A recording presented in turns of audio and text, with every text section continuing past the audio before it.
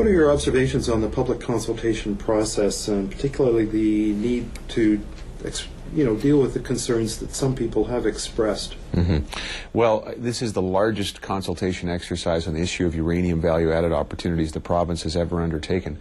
Previous governments have made some decisions even to explore nuclear power without so much as one meeting, never mind a series of them around the province.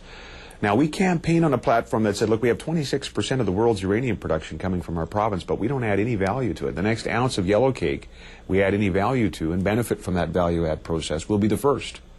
So we did campaign on it, but I believe it's very important to hear from Saskatchewan people, and I want to emphasize this, that for the rest of the country as well, that the issues around uranium value-added are not simply nuclear power, though that's the easiest one. It's the first one that comes to mind, and it does attract a lot of debate, and we've seen it at the meetings. People have a strong opinion about it.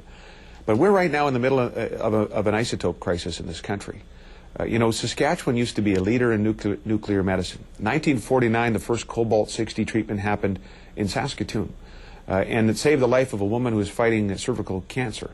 Of course, we know the history of that. Now, nuclear medicine is another part of the uranium value-added chain. We want to ask Saskatchewan people about that, about mining issues, about refinement. And so I think it's an important process to go through. We have this great resource.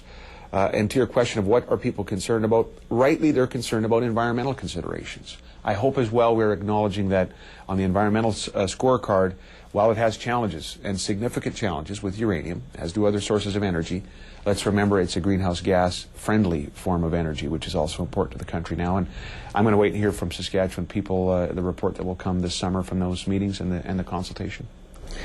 It seems to me that the debate over nuclear power generation sort of overshadows the possibilities of nuclear research and production of medical isotopes. What's your take on that?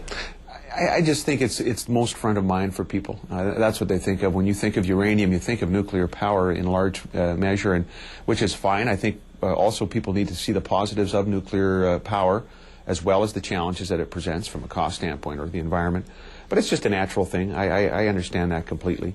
But I think it is important to remember that uranium is also responsible for important life-saving medical procedures, and we're trying to make that point as well, and others have through the consultation process.